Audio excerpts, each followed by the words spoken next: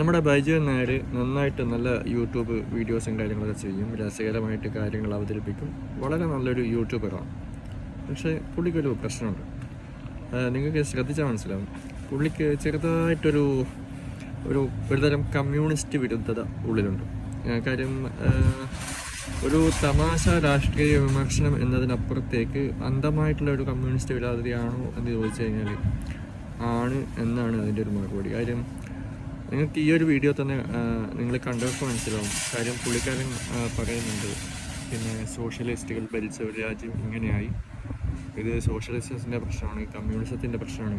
കാര്യം US ഉപരോധിച്ച് നശിച്ച് നാടാണക്കല്ലെടുപ്പിച്ച എല്ലാ രാജ്യങ്ങളുടെയും അവസ്ഥ ഇതാണ്. ഇത് മനസ്സിലാക്കാൻ വലിയൊരു ബുദ്ധിയൊന്നും വേണ്ട. അപ്പോൾ അതൊരു സാധാരണ ഒരു കാര്യമാണ്.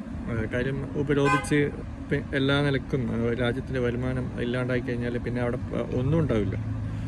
ജനങ്ങൾ പട്ടിണിയിൽ കടക്കേണ്ടി വരും. അവരുടെ ഒരു പവർ ഉപയോഗിച്ചിട്ട് അവർ എല്ലാ രാജ്യങ്ങളിലും ഈ ഒരു കാര്യം ചെയ്യുന്നുണ്ട്.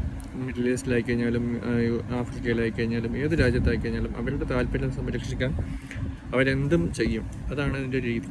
അപ്പോൾ ഇത് അറിയാഞ്ഞിട്ടല്ല, പുള്ളിയുടെ ഒരു അന്ധമായിട്ടുള്ള കമ്മ്യൂണിസ്റ്റ് വിരോധം അത്രയേ ഉള്ളൂ. അതിനപ്പുറത്തേക്ക് ഇതൊന്നുമില്ല. അപ്പോൾ ഒരു മിനിമം സെൻസ് ഉപയോഗിച്ച് സംസാരിക്കുക. മീൻസ് എന്താ പറയുക, അവനവൻ്റെ യുക്തിക്ക് പറ്റിയ രീതിയിൽ കാര്യങ്ങൾ അവതരിപ്പിക്കുക. വിമർശനങ്ങളാവാം, പക്ഷെ അതിനൊരു യുക്തി വേണം എന്ന് മാത്രം.